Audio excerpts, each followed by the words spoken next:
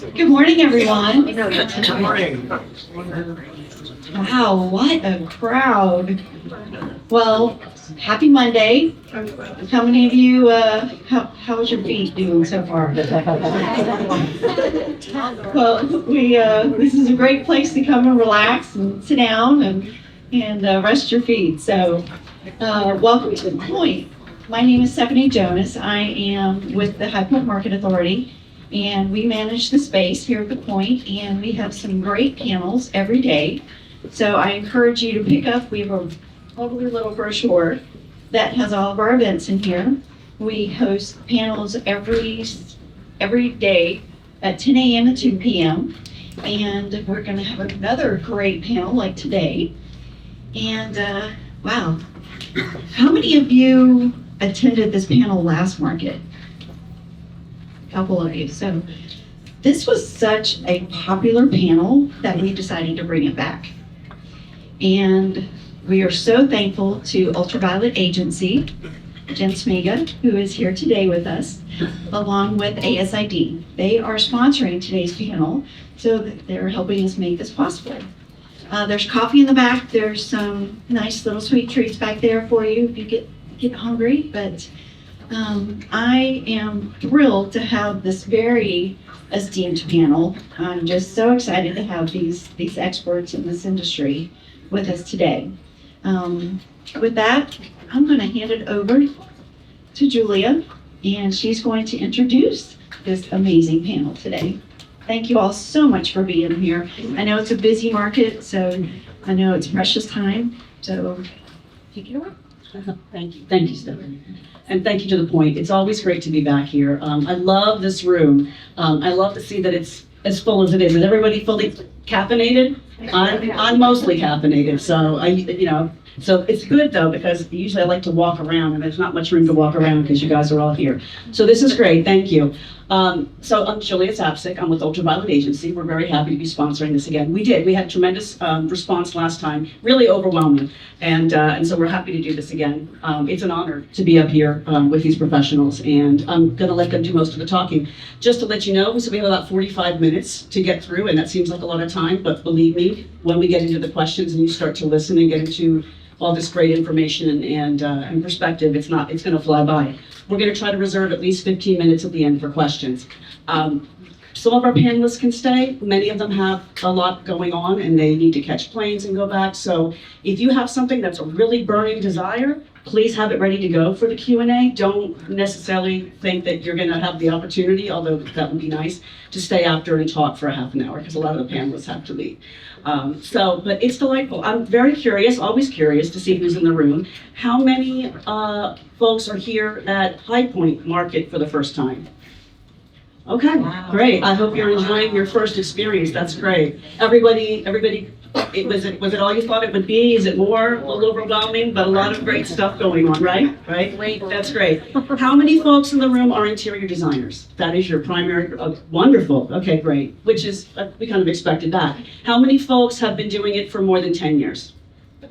Okay, you've been in business more than 10 years. And everybody else has been in just, getting into it or under 10 years, right? That's great. Wonderful, thank you. Let me see, who's here from the furthest away? I know that we get a lot of Canadians that come here, so Canada doesn't count. Anybody from New Zealand?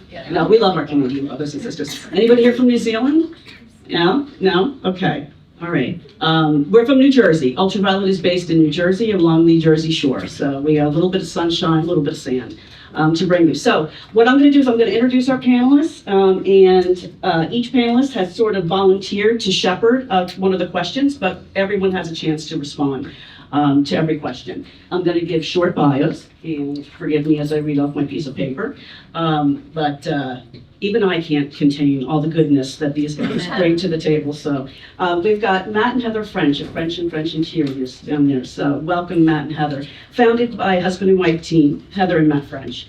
French and French Interiors is Santa Fe-based, full-service interior design firm specializing in high-end residential and boutique commercial projects nationwide. Known for their exceptional use of color and pattern, they blend vibrant hues of globally inspired textiles with the warm, earthy tones of the Southwest to create a distinctive and harmonious aesthetic. Their innovative approach has most recently earned them a spot in the 24 class of the New Trads by Traditional Home magazine and inclusion in Andrew Martin's 2023 Design Review. Their work's most recently been featured in House Beautiful, Architectural Digest, Country Living, Cottages and Gardens, Martha Stewart, HGTV, Living Tech, and more with additional features in Paragold.com. So welcome, thank you so much. All right, we've got Elizabeth Scruggs right here in the blue. And Elizabeth Scruggs is the owner and principal designer of Superior Construction and Design, a full-service design and build firm based in Tennessee, and the only woman-owned construction firm in Tennessee. Construction And in the design Middle firm. Tennessee area. Last Okay. time I checked. Okay. With a unique blend of skills and both as both an experienced interior designer and licensed general contractor, Elizabeth brings a holistic approach to home renovations, ensuring that each project is both beautifully designed and expertly executed. Her deep understanding of construction allows her to manage projects from concept to completion, seamlessly integrating her design with functionality. Elizabeth serves as a board member of the Beanstalk Furniture Library, co-leads an insider's tour for High Point Market Authority, and is a member of the Interior Design Society, the National Kitchen and Bath Association, and the National Association of Women in Construction. Welcome, Elizabeth. We've got Rachel right beside her, sporting the feathers and the fur. Rachel Moriarty is an award-winning interior designer and the principal designer at Rachel Moriarty Interiors in San Diego, California. Her career began 20 years ago in the furniture industry with Ethan Allen and Bassett, where she focused on redesigning spaces, never anticipating she'd become fluent in construction. And so she is. A tap on the shoulder from HGTV propelled her into the world of renovations and new builds, where she now thrives. Rachel collaborates closely with trusted general contractors, many of whom she connected with during her time at HGTV, who have guided her through the complexities of construction. With nearly 2 decades of experience, Rachel skillfully blends bold color palettes, rich textures, and global influences to create vibrant, personalized spaces. Her deep involvement in both design and construction projects ensures projects flow seamlessly from concept to completion, establishing her as a sought-after voice in the industry and a true bridge between design and construction. So welcome, Rachel. And now, because technology is technology, and my computer refused to spit out Sharon's bio. My bio left. might be as illustrious as this, I but know. let's see. No, it is. You want me to read it with a dramatic flair? Yes. Sharon Ella Sherman is a dynamic force in the kitchen and bath industry. She absolutely is. With over 25 years of experience as the founder of Time and Place Design in Wyckoff, New Jersey, Sharon has established herself as a leader, innovator, and trusted voice. She's won the prestigious Kitchen and Bath Design News 2022 Innovator of the Year Award. Sharon's work and insights have been featured in top-tier publications such as Forbes, New York Times, and Design Milk. She's also the past president of the New Jersey chapter of the American Society of Interior Designers and serves on the editorial board of the Kitchen and Bath Business Magazine. Welcome, Sharon. And do we have Sherry from ACID here? Where is Sherry? I'm over here. Sherry's in the back. I just wanted to, before we get started with the questions, I wanted to acknowledge ACID, who is our co-sponsor and generous sponsor of the refreshments afterwards, which you're all encouraged to. And if we have time, I would love a few minutes afterwards. Fantastic, fantastic. We'll do that. Okay, so getting into the meat of why you're here. Let me just get reorganized with my paperwork here. All right, here we go. Question number, hold on. All right, here we go. Question number 1. I know you're all getting on pins and needles. Okay, and the adopter of this question is Sharon. Sharon is the adopter of this question, so she's going to be first up. At what point in your career, Sharon, as an interior design professional, did you become motivated to make it part of your business? To know and to be able to leverage the knowledge of construction in your work and business, in your practice? So when I graduated design school, my first job was with a kitchen and bath-based design firm. And I was really young. I was a design assistant for 18 months. And my employer said to me, so now you're really at how old I am. We are starting a new division. It's really going to be focused on this new type of housing called townhouse and multifamily units. And I was all of 21 years old. And I was like, oh my God. So it would be me and 35 men. I apologize to any of the gentlemen in the room. That would be at construction meetings. I would be the one that is designing things, having to go into the field, explain to the plumber why things were in the wrong place, maybe try to figure out how framing had gone wrong. And I knew right then and there, if I were to survive to see my 23rd birthday, I really needed to start to understand construction, pardon the pun, from the ground up. And that was really when I was forced, but happily forced, to really step into this world where I was so foreign, because it's not anything I think that we're taught in design school. Really, you're taught maybe basic things. And here I am on a multi-million-dollar project, handling multi-million-dollar contracts, and trying to convince somebody that if they put the heat there, I can't open the door to the cabinets in the bathroom. So that was when I really decided I better learn how to talk the talk so I can walk the walk and be taken seriously and seen as a professional. That's great, thank you. Anybody else looking? I want to jump in there. Same question. At what point, what was your aha moment? And I know your perspective's a little different, Heather and Matt, but at what point was your aha moment that you needed to know this, just like Sharon went through? Yeah, so, oops, is mine on? Mm.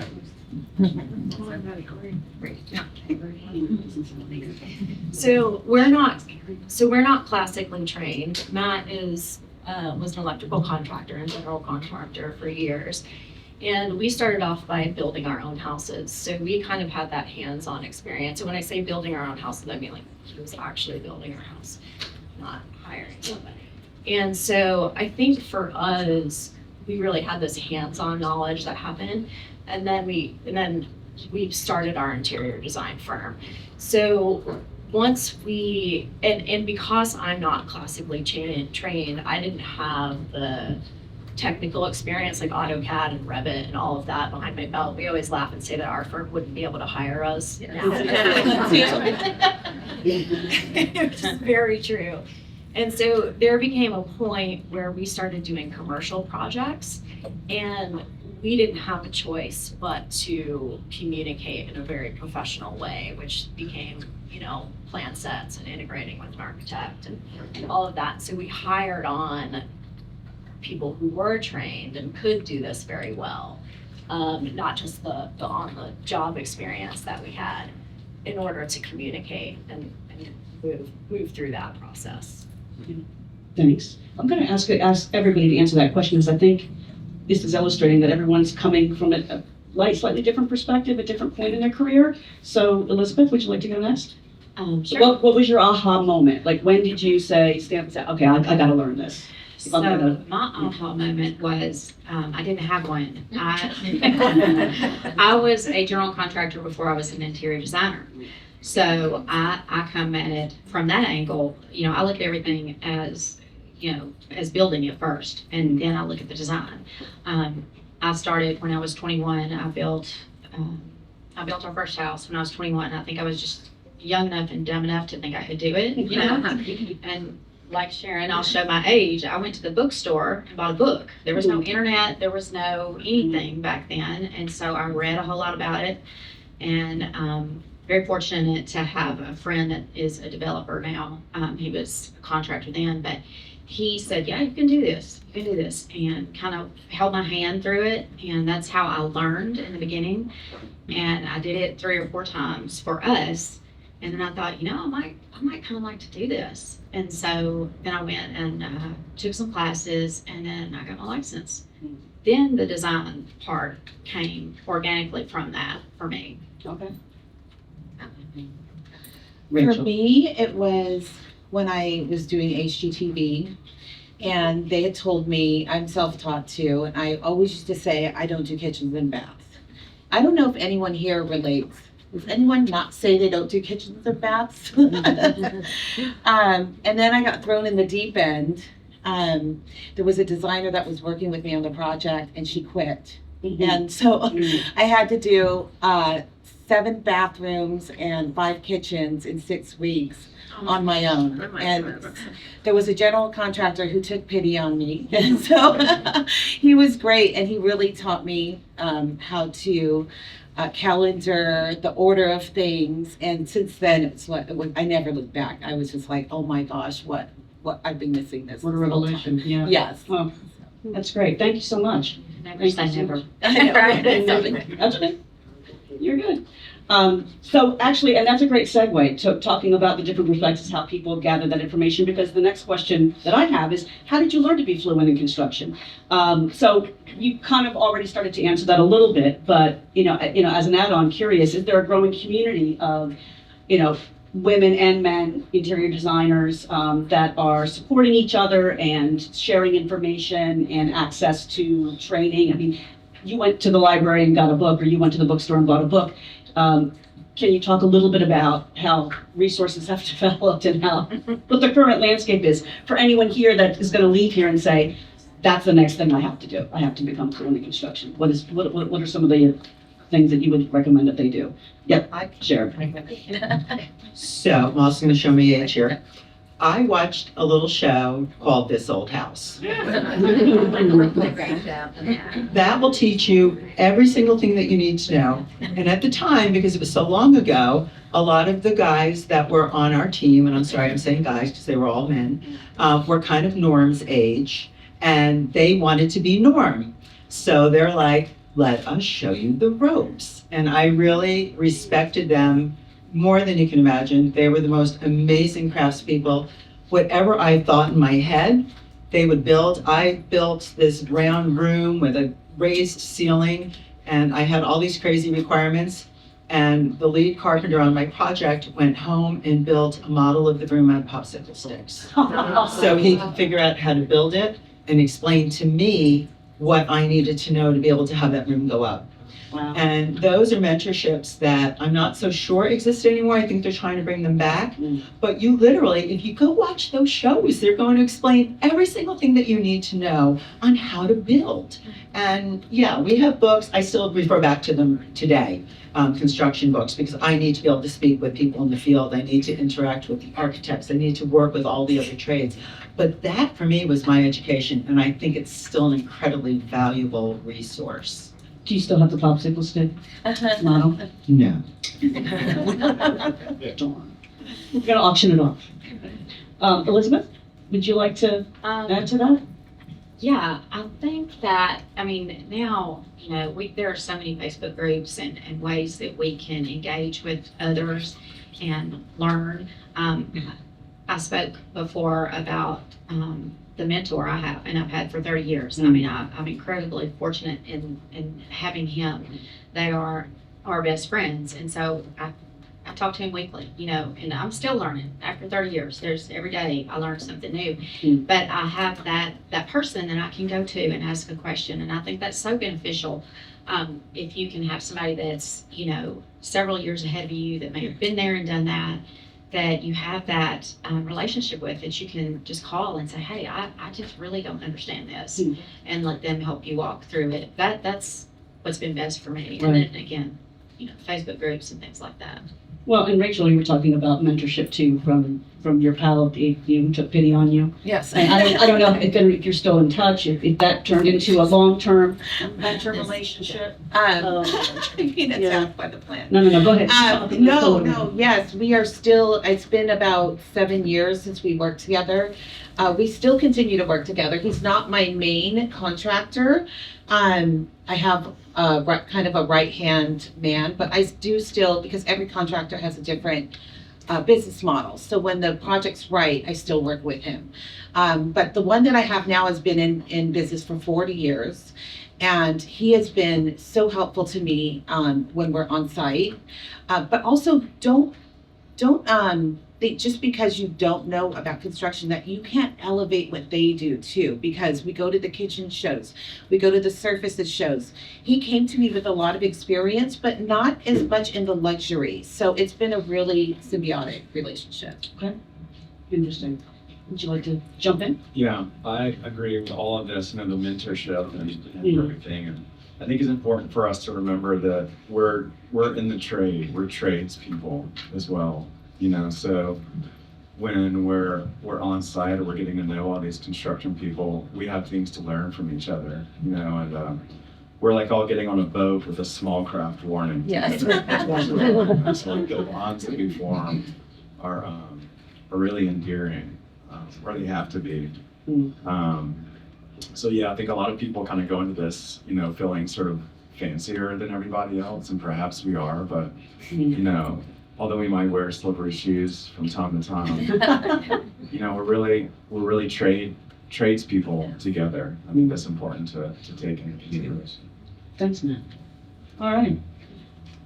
Okay, next up, I think Elizabeth, I think you have volunteered to foster this question out of the box. So some of the top business benefits, getting to the nitty gritty, you know. So what are some of the top business benefits from your perspective on being fluent in construction for both you as an interior design professional and business owner, and also getting a little bit into how that translate into being more helpful to clients as well? Yeah, I think one of the main things is it gives your clients confidence in you when you're able to communicate with the contractor. You know what the contractor's talking about. It gives them, you know, an extreme amount of confidence in you as a designer. It helps you as far as budgets are concerned, because you know what can be done or maybe can't be done structurally and how it'll affect that design. If a client is imagining one thing, but it really is going to cost, you know, 3 times that to achieve that, then you're able to kind of communicate that and let them know and maybe show them a different option. You know, I think those are 2 of the main things. Okay, that's great. I was just thinking, when it comes to budget, we can also know ways to get that same look.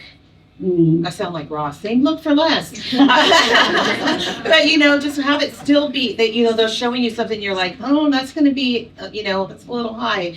But we can still pull and, you know, find ways and with different surfaces or bringing different elements in to up the Great. project. Sharon, would you like to comment? So I'm very lucky. I have a work husband. He's not my husband, he is my work husband. And we are totally invested in the outcome for the client. And everybody on the team totally understands it is not about you, it is not about you, it is not about me. As you were saying, we're all in this ship together. So it is super important that we all interact together. And there are times we'll be doing things, and Randy, who's referred to him if you follow me as my world's greatest contractor. So the WGC will call me and say, we have a little problem, let's try to figure this out. And 9 times out of 10, working together and understanding the language that we're communicating in, I will respect his construction aspect, he will respect my design aspect, and we will totally work together to create the best, most reasonable outcome for the client. Sometimes we have to go back and say, I'm really sorry, the whole back wall of your house that we just opened up is devastated with termites, you know, but there's generally a way, if you can work together, you'll find it, because he's building the foundation for my vision. And if that foundation isn't done properly, or if I'm asking him to do something that's going to compromise that foundation of what is going to hold my vision together, no one's going to come out with the right solution or the right completed project for the client. Thanks. And Heather, I know when we were kind of prepping, kind of brainstorming beforehand, you were saying that you've moved into really just focusing on the interior design aspect, but obviously you're still bringing all of that experience and knowledge that you've had over the years in construction. So what's your answer to that one? Yeah, so we definitely do architectural design as well. And I think from my perspective, like in addition to budgeting and giving clients that confidence, from an internal business perspective, it's allowed us to take on very, very large projects. And we just finished an 80-room boutique hotel. And that, you know, those are 3-year projects or longer. They take a massive amount of coordination and integration with the architect. And so that fluency, I think, really allows us to have confidence as a team going into large projects like that. Right. It's interesting, you know, when we had a couple of sessions to prepare for this, one of the questions that came up, and, you know, with all due respect to Matt, representing the, you know, different chromosomes up here, you know, it's like, you know, in an industry that's dominated traditionally by men, what are some of the pitfalls, and what are some of those moments that kind of, you know, that you had to face and either just get through or learn the hard way, that helped you to be more comfortable, more confident, and able to get the job done on the site? No one actually volunteered to take that one. And so, no, it's an orphan. So see, but I'm actually curious about that. So I'm gonna actually ask you Oh, just to kind of like free flow, and we'll start because you're right next to me and you've got Oh, well, I gorgeous knew you were green gonna pick glasses. on me. Yeah, I know you did. So what was the question?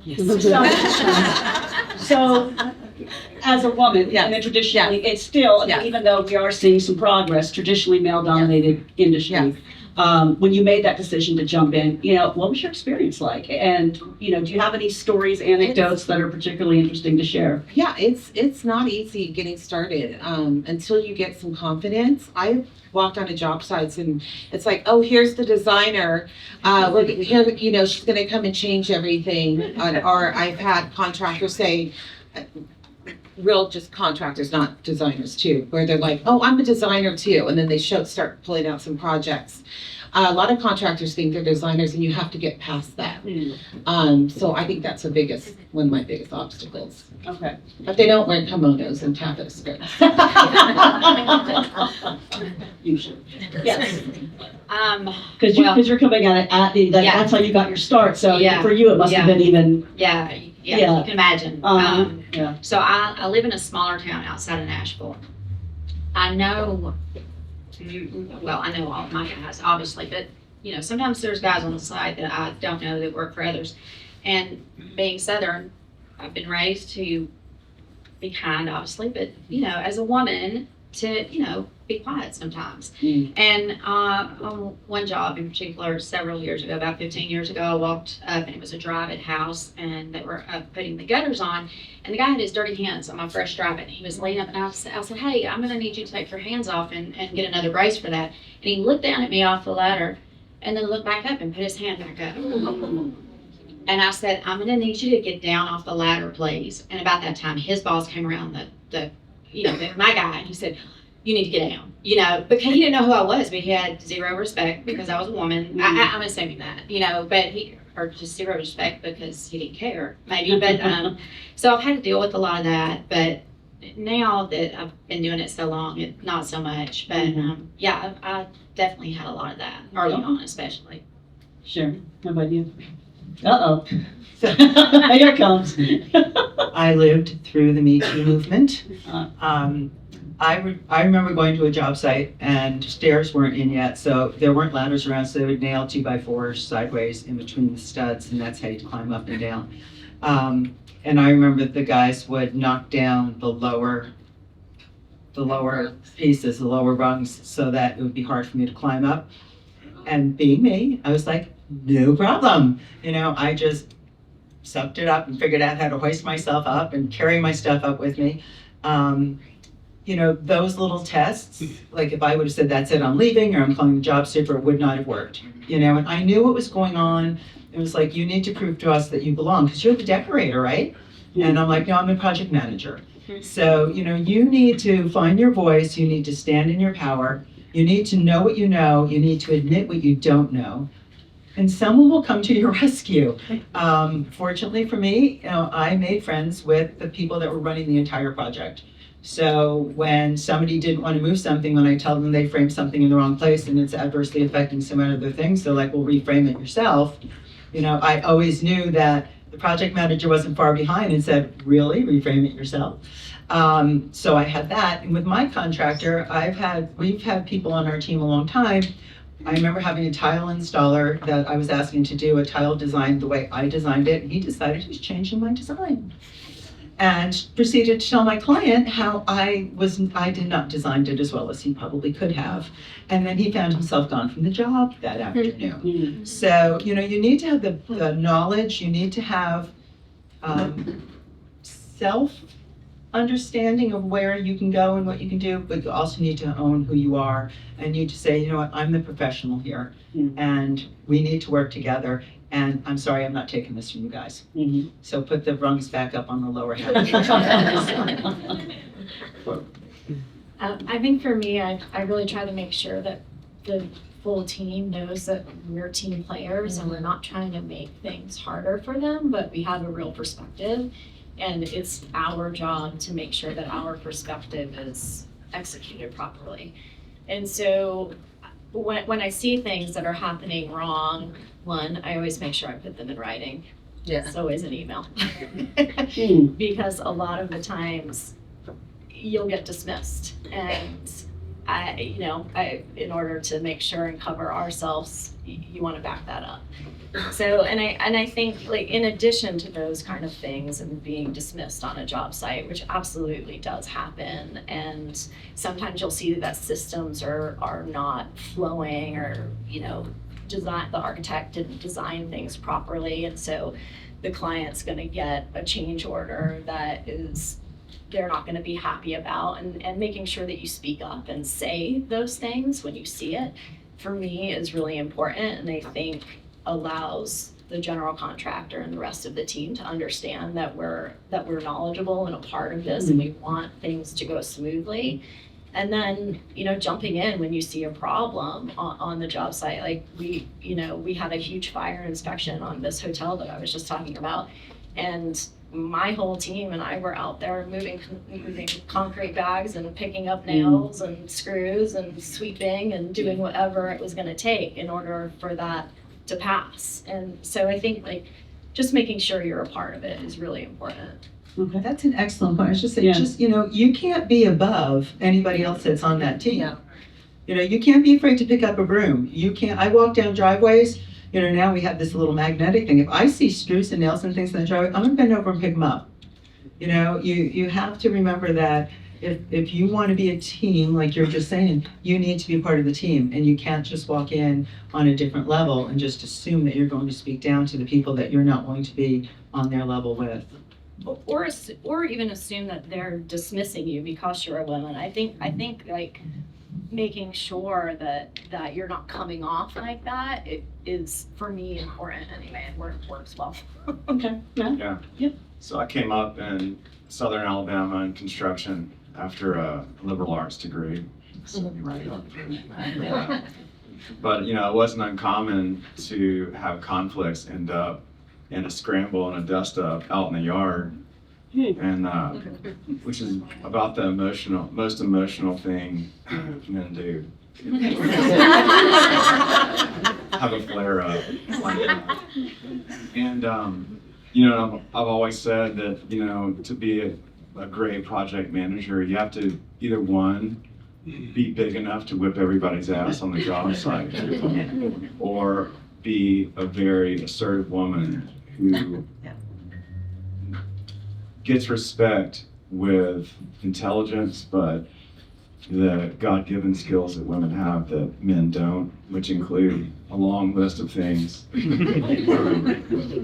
I think men are up to upper body strength. I'm just trying to grid a list of our advantages. One of the things I've learned from Heather in those scenarios is the Socratic method. Yes. Which is such a great way to avoid conflict and to show respect to one another. Is, for instance, like, oh, well, this plumbing fixture is not going to work, so you'll have to find something else. I already told the homeowner this was a bad choice, so, well, why? Explain that to me. And, their line of bullshit starts to get thinner and thinner and thinner. Oh, well, really, so why can't you just put a nipple in here and extend this, whatever, explain that to me.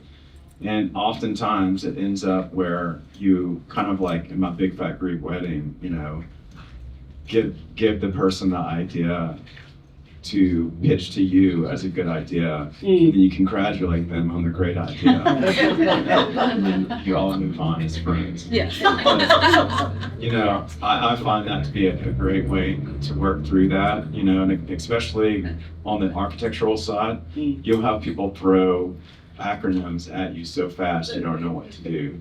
And there's no humility in not knowing that, because as soon as you learn what an RFP is, if the measure of intelligence is knowing what that acronym is, you've learned it in 30 seconds, and therefore now intellectual equals. So I think it's important to be humble about that, and not try to be dunking on people all the time, because that never works when you just try to humiliate someone. You kind of can't go back from that. So Socratic method is great. Study that if you don't know what that is. It's a beautiful technique to That's great perspective. Thank you for bringing that to the table. All right, we've been talking a lot about, coming at it from a professional, how you got started, sort of how you attained the level of knowledge you have, getting comfortable with your contractors or doing the contracting yourself. So let's switch focus a little bit to clients and how this impacts clients and your work with clients. When we were prepping for the panel, there was, I don't think anybody had any pushback against the fact that when you're, if a client sort of comes and says, well, I could do this myself, but, here I have you, right? That working with a design, professional, especially with a professional with some, knowledge in construction, background in construction, it's going to certainly cost your homeowner more to try and go it alone than if they had your expertise and your project management skills and your construction skills. So I know that when we did this panel back in April, I'm kind of dovetailing this, one of the questions that was asked over and over again too is, can you give us some concrete examples of how you've talked to clients? Like, how do you work with clients? What is your process? Do you make them sign a contract? Who makes the contracts? Those details were very important. And anybody have those same questions too? Like the nitty gritty of how to talk with clients, how to work with clients, what the process is? Yeah? Okay, so that's a good question. All right, and I know that Sharon, you had said that I know I've kind of conflated two questions into one. I know. So, number one, I've spoken on what you need to have in your contract, how you need to cover yourself, and anything that you think can go wrong in a job, think about it and talk about how you can go through it with your client. I read my contract. I have a long one. It's about 2.5 pages long, but I read every line of it. I explain exactly what's going to happen so they understand what they are required to do, what I'm required to do. I have a great story that I explain to people, and you say, well, I can do this without you.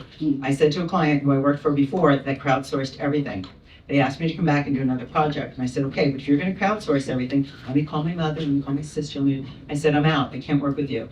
And they're like, no, it's going to be great. You get halfway through the project, and all of a sudden, we're making selections in a tile store, and they have 3 cell phones all calling everybody. And I said to them, do you remember we had this conversation? And I said to you, if you're going to do this, I can't work with you anymore. They're like, well, all these people are going to help us. I said, that's awesome. I said, we're going to finish the day, and I'm sorry, but I can't continue the project anymore. I stepped out of the project. 3 months later, my contractor called me and he said, you got to get back in here. They can't get anything done. They don't know what they're doing. And I said, I'm sorry, I won't do that because I explain very clearly how I work. As I said, find your power, stand in your power, know your voice. And that, for me, I'm sure you would find the same thing, right? It just does not work that way. I'm the professional. I'm bringing something to the table. You hired me for my knowledge, my experience, my expertise. I'm going to bring to you the best project at the best price with the highest level of execution. Now, you're stepping off the train, so I'm sorry, you're going to have to wait for the next train to come through for you to get back on with somebody else. But I can't take you to the end of your journey.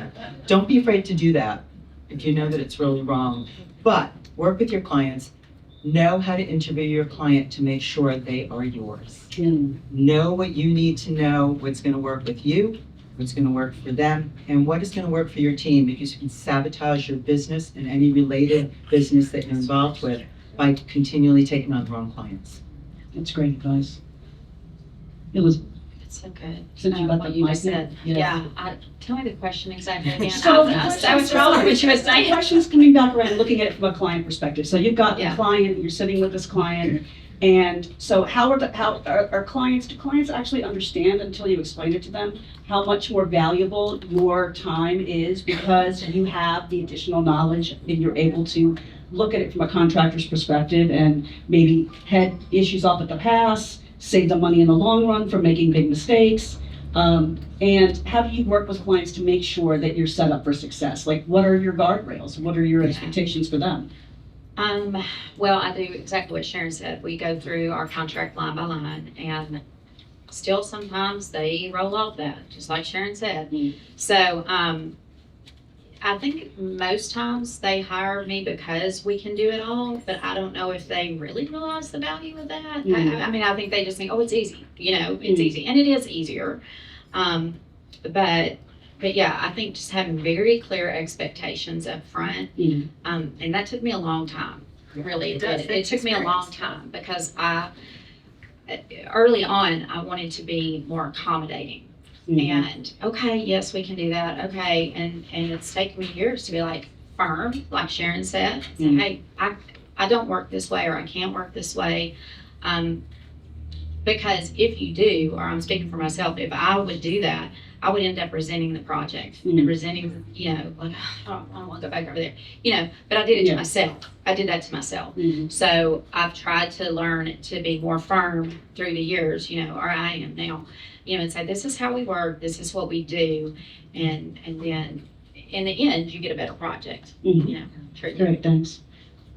You got the mic? I'm avoiding contact because I have a client sitting here front and center. But one of the things that we do is I always say I don't design by committee. We appoint, definitely appoint person. And so even in a marriage situation, we definitely, work together, and then she'll talk to the husband, but she's the decision maker. I'm just pointing to her because she's she's front and center right now. So, but that's one of the things. And the other thing I do with newer homeowners is I'm the unseller of the project. Like, are you sure you want to do this? I kind of go through all of the scenarios. It's going to be longer. It's going to be a little, it's going to be dirty. It's going to be disruptive. Stuff like that, just to kind of give them a little bit of the worst case scenario. And if they still want to do it, that's my client. And then I'm like, don't worry, I'm going to guide you through this. So that's sort of what I do. And you're able to set those expectations very clearly, very early on, because you have that. Because we know knowledge, it's going to go. I've never had a project go perfectly smooth. Yeah. Life is life. So we have a very clear contract that spells out exactly what the steps are that we're going to go through and the timeline that that's going to take to get through it. So it's concept design, schematic design, design development, and construction documents. All of those take 2 to 3, 4+ months, depending on how large the project is. And within that contract, we have what the deliverables are for each phase of the project. So the client knows exactly what they're going to get in the time frame that they're going to get it, and it keeps them pretty honed. And we refer back to our contract pretty regularly, especially if the client is going shopping on their own, or whatever it is, and we kind of like hone them and say, no, this is going to be happening soon. So we in our concept package, it's like a much bigger dreaming type of Pinterest board, along with some floor plans. And then schematic design, it goes like very much so into depth of your floor plans, exactly where things are, what we're integrating, and then just like a next step. And then with design development, that's when things start going vertical and building out, and you start to get that like 3D process happening. And then construction documents are pretty obvious construction to get the project real. So I think that when you're really clear about that with a client, it kind of keeps them honed in. And I think one thing that we do differently is I never ever take a client into a showroom ever.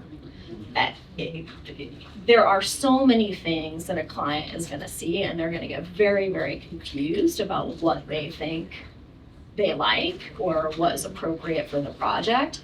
And then it starts to undermine the integrity of the project. So we keep them out of that process, and we do one design, not 3. We're not presenting 15 options. There's one. And if they don't like something, then we change that one thing. But for the most part, it lands. When they see that very pretty rendering, for the most part, it's in 95% of the time, they're moving forward. Okay, great. And I know, Matt's like, sorry. Go ahead. All that really works well for us, structuring it that way. But before we get that far with a client, we do like basically a psychological intake in a way of just getting to know them. And you figure out what questions to ask from experience. Have you worked with a designer before? Tell me what that was like. Have you done a remodel before? Tell me what that was like. And if they're like, oh, everyone's an idiot. Or on work, this was terrible, that relationship broke down, there's a lot of other questions that go into that for us. But how would you say you are as a decision maker?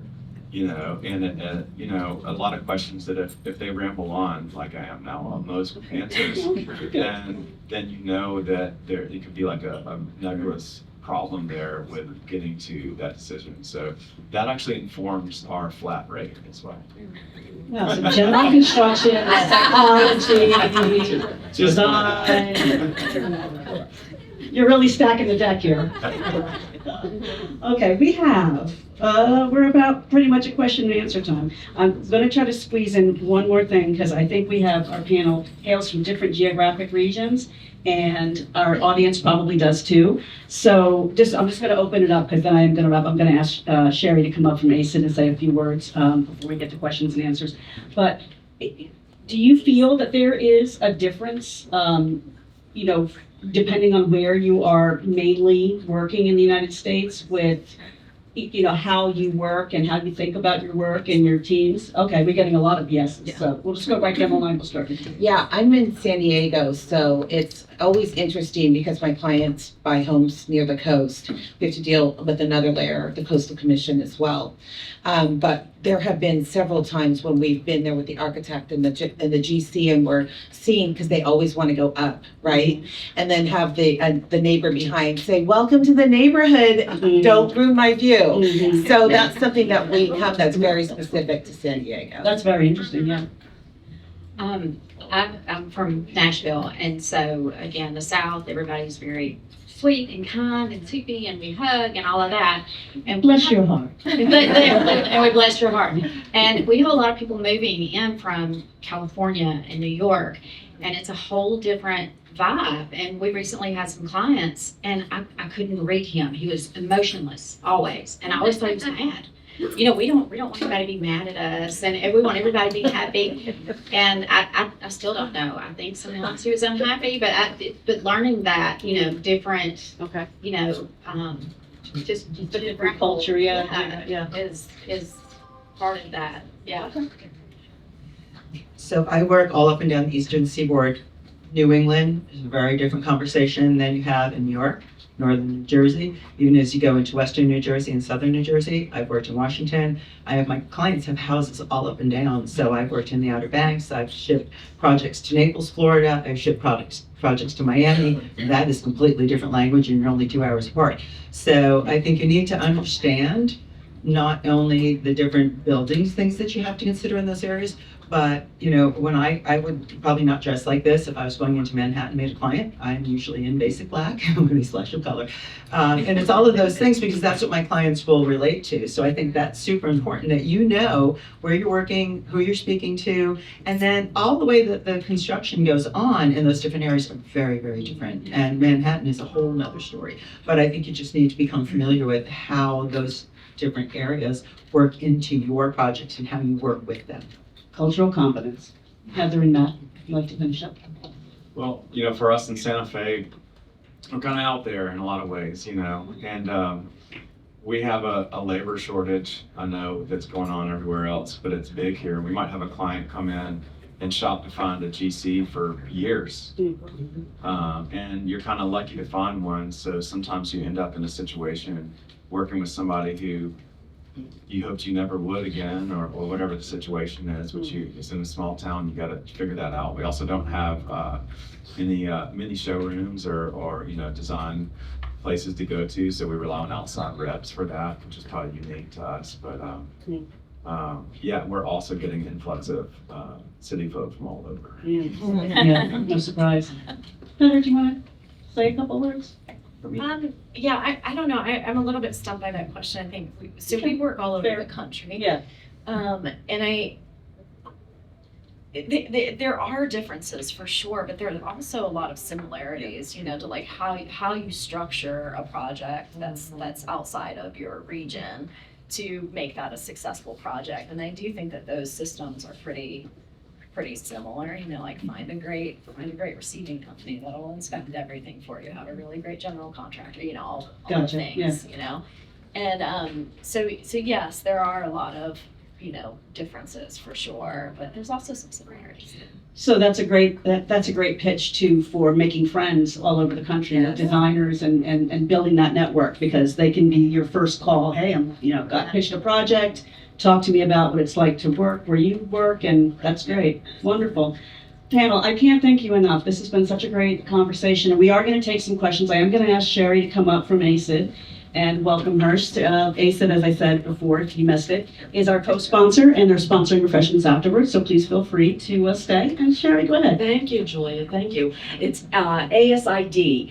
And again, my name's Sherry Smith, and I'm the manager of development for our industry partners. And I just want to thank our panelists. What a fascinating conversation. I think what resonated with me was more how we are all one big community and how we all try to mentor each other and collaborate with each other and then educate our clients. So I just want to share a few things about ASID membership. Thrilled to do that. Let me have a show of hands. Who are ASID members? Woohoo! Woo-woo! Awesome. Awesome. Well, thank you for your membership. For those of you who are not members, let me just share a couple minutes about our membership and why it's important to we help you as a professional community. Okay, we help you as a professional community to really network, connect, and we're there to support you in a variety of different ways. One of those is, as a member, you're able to join a variety of different events, local chapters, and also as part of our newly launched Design Connections virtual community.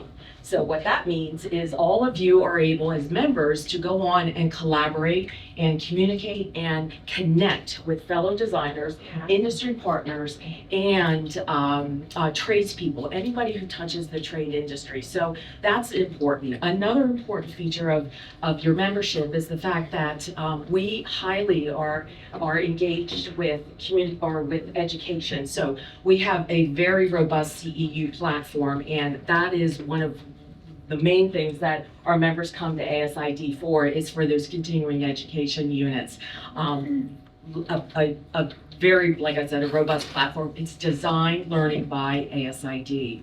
And then we also are very strong advocates on the state, federal, and local level. We have a strong team working to help promote and to help safeguard the interior design industry, because it's so important that everybody understand what we're doing as designers, because really design does impact lives, and we want to pull that out to the general public as well.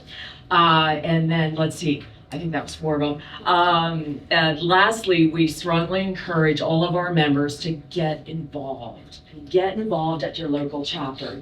Get involved as a leader. You know, start advocating for yourself. Start advocating for your chapter, for your industry. So important. We have access to awards and grants to kind of help you along the way. There's a plethora of different benefits, but I understand you've all been sitting for an hour, so you're ready to get up. And I just wanted to take some time to thank everybody for coming. What's the best way for them to connect and learn more? Thank you. I was on to that. My colleague over here, my friend Shane, has a membership flyer that has a lot more information on it than my quick 2-minute speech. But more importantly, we all like to save money. Membership, if you're not a member and you're interested, we have $100 off a membership. For all High Point attendees. So I thank you, and hopefully I'll look forward to connecting with more of you. And you're going to be able to stay afterwards? Yes, Talk to we'll people? stay, and we have Fantastic. a That's flyer great. over here. Okay, great. Sherry, thank you so much. Enjoy the rest of your march. Thank you for place. Okay. Okay. Rapid fire question and answer. And like I said, some of the panelists have to go, but we will ask as many questions as we can before we have to wrap it up. Have a microphone. I will. You know how I like to walk around and hand it out. So, but we have a first question. Gina Sims of Gina Sims Designs LLC. That's right. Hi. So we've been a firm for 11 years, and we have all of the tradespeople that we love. We have a contractor that we work 9 times out of 10 with. It works beautifully. But there are some times when we come up with a client, they're also interviewing design build firms, and we're just a designer. So I'm trying to figure out how to speak to that, because they want our aesthetic. So that's what I try to lead with. Like, we'll handle everything, but we'll also give you that final aesthetic. But I also, because they have designers and design build firms, don't know how to really pitch in that kind of way. So I'm curious, kind of what do you, as designers, I know some of you are design build firms, so like what's the difference? Like what are we talking about? Well, I'm going through that right now with a new build that we're doing, and it's interesting because we go through all of the conceptual together, and there's like, even though they're hiring a larger design build firm, we've already created that aesthetic and the look that we know that we're going for. So they're also making sure that that design build firm works with me, and they're already like, oh yeah, we already use that cabinet company, or you know what I mean? So finding a design build firm that is open to working with a interior designer, I think is how we do it. Maybe differentiate yourself in the fact that you attend High Point and you go to the showrooms and you have, you sit in the seats, or you have the education that maybe they don't participate in, like you do yearly. I would just say, learn something about construction, so that when you are talking with your client, and you can say, great, let's all have a meeting. Let's just have an initial get together and talk about the project, what our roles will each be, and just to make sure that they are willing to work with you, because you're obviously the designer that the client hired. So there's a reason that you're being brought to the table. So just make sure that you can sit down and really talk to what you do, and everyone's roles would be defined. Would you say that's a good way of putting it? Yeah, absolutely. And I think a lot of, I would ask what design means in the design build firm, because many of them are not designers like we're designers. They're not doing wallpaper and fabrics and furniture and all of that, and having those conversations with the client of how do you want to live in your house. They're talking about architectural design and layouts and things like that. So I do think some design build firms do that, but some design build firms are very limited, and sometimes a design and build firm means like the client designs it and they'll build it. And so I think really asking those questions of like who is this company is really important. That's great answers, thank you. And just before I don't want to have you guys leave, if any of you would like a recording of this, and you please feel free to pick up one of these cards. If you don't have one, we have extras. We will be happy to send you a recording after the fact. We also have, because now that you're all going to run out and become fluent in construction, even less time in your day to do everything else, we have a free gift. It is a wonderful, short, but action-packed handout that will help you to kind of consider how marketing can also be streamlined and take some of that weight off your shoulders. So I think someone's pointed out and said, yes, hold on. You want to use this because we got a full room? No, I'm super loud. I'm the loudest person in the room. Go ahead. So when you have having a sit-down meeting, just to establish roles, what's the designer doing? What are the contractors doing? Is the client in that meeting? And then do you ever make contracts between the designer and the contractor? I can start with this one. Yeah. So we generally, on our larger projects, we have something called a responsibility matrix. And so we go through, and it's basically a very detailed checklist. Do any of you guys do this? Yeah, it's a very detailed checklist of and some of it's very obvious, like drywall. Who's responsible? All right, so it's very detailed, and it makes things very clear and goes down all in a bigger project all the way down to accessories like a hotel, who's responsible for those. So you can, if you look up responsibility matrix, that's probably a really good starting point. That's great. Anybody else? I mean, for me, because I work with the same contractor over and over, we know our responsibilities. But yes, we do include the conversation between everybody because we're completely transparent. So we don't want them to think anything's going on in between. I do not contract for the construction. He does not contract for the design. We sign separate contracts. But everybody understands we run the jobs as one. I think it's really difficult. I would never sign a contract with a contractor for my client because I'm not hiring that client. I'm not hiring that contractor. The client is, and there's so much liability that you're opening yourself up to. I personally would say, I don't want to go there because it just adds confusion. But I think if you're... No, that's so great. I meant, I understand what you're saying. I meant with like when the contractor doesn't fulfill the design. Like we've designed, we have our job, the contractor has his job, and all of a sudden they're not executing what the design was. And then, like, is the contractor gonna pay for those changes and edits? Go. Is it in your plan set? Is it detailed out in your plan set? Yeah. Then it's his problem. So then do we need a contract of like, you're paying for this? I mean, if you have it in your plan set and you've presented it at the proper time, to me, Yeah, that's the contractor's issue. responsibility. He's gonna push back on you, but don't let him. Okay. I've designed it this way. Everyone has signed off on it. You have signed off on the plans and on the construction details. My client has signed off on the plans and the construction details. My client has signed off on my plans and my construction details. You have to have everything written down, and everybody has to have the same copy of every piece of paperwork. So you can't sketch something on one plan that you give to your client and that contractor doesn't see. There is no pencil sketch. Take away your pencils and take away your red pens, right? Nobody gets a red pen on our job. But everything has to be done, and always create an email trail that everybody is copied on. Because that is how you will make sure that everything is followed through. Nice. I have a hand up over here. Would you like a microphone? I have a new construction project right now out of state, and the builder is pushing back, similar to what you said, pushing back on all of our designs. And they're charging my clients enormous amounts of money, and everything's a change order, everything. Even when it's not, or shouldn't be, it is. And just something they don't want to do, the price is higher. So I'm concerned that I have to furnish this 5,000 square foot home, that's going to eat into the budget. And I think that may be his motivator, I don't know. But has anyone there handled this kind of thing before? I talked to the client about negotiating, that hasn't seemed to work. What stage are you at in the project? Still in the early development stage where we've met, and